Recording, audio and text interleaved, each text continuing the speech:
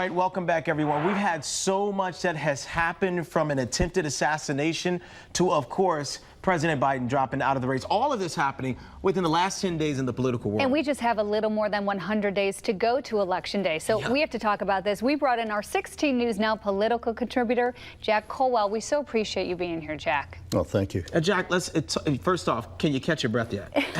I can imagine. Well, sort of, but who knows what'll happen next? Yeah. I know. I mean, as you said, still, it's November when the vote will finally come. You've covered a lot of stories in your time at the South Bend Tribune, and political, of course.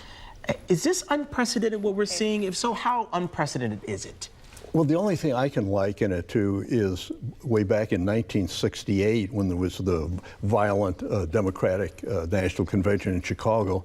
And that's where the Democratic Convention is going to be again in August. Yeah. Hopefully it won't be that violent. But and that was a time when it followed assassinations and resignation, or the president saying he would not run for re-election. And right. There's a lot of uncertainty then and somewhat now, too. Right, right. And, you know, with that, there's a lot of talk right now. A lot of Republicans are saying, you know, if Joe Biden is unfit to run again, he shouldn't be in office right now. What are you hearing? What are you thinking about that? Well, certainly that's something that the Republicans will hammer at, and why wouldn't they?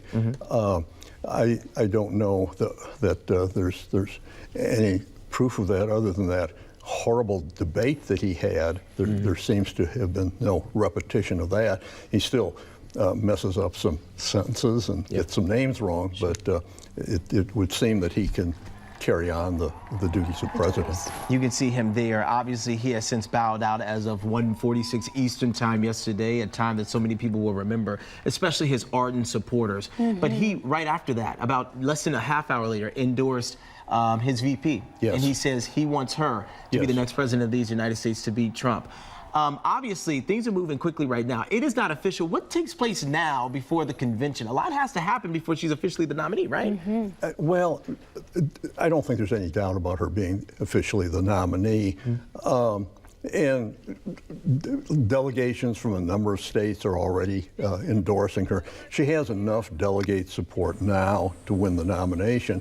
So it still will have to come, presumably, with a roll call of states at the convention. Yeah. By the way, I just want to add, just to piggyback on that. You talked about some of these states endorsing. Do you know anything about the Indiana Democratic Party right now? I know you talked to Mike Schmoll as part of your reporting as well. Yes, I did talk to him today, and he has endorsed Harris as the state chairman, and Joe Donnelly, former state senator, is going to, or the United States senator, is going to be the chairman of the delegation.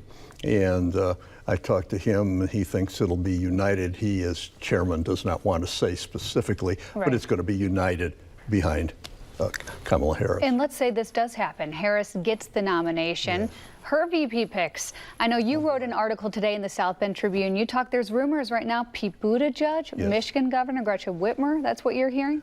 Well, there are probably 8 or 9 big people mentioned. I wrote specifically about them because they are so well known here in Michiana. Of course, Pete having been mayor of South Bend, and the governor of Michigan. It's right across the state line, so everybody around here pretty much knows about her.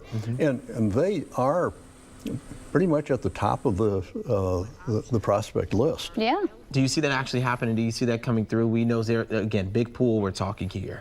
But do you see this being potentially a Harris-Buttigieg ticket? I don't know what the odds are. I don't think that there's anybody who is the favorite. Gotcha. I think Newsweek had a story today saying that Pete Buttigieg was the top in the odds of that are going on now, but I don't know that Las Vegas knows that much about politics. Who could predict any of this, I'm right? telling you. Dems keeping it interesting. Jack Colwell, we appreciate your reporting. We appreciate all the perspective you have and the history that you come with it as well. Thank you for that. Thank you. We'll be right back. Stay there.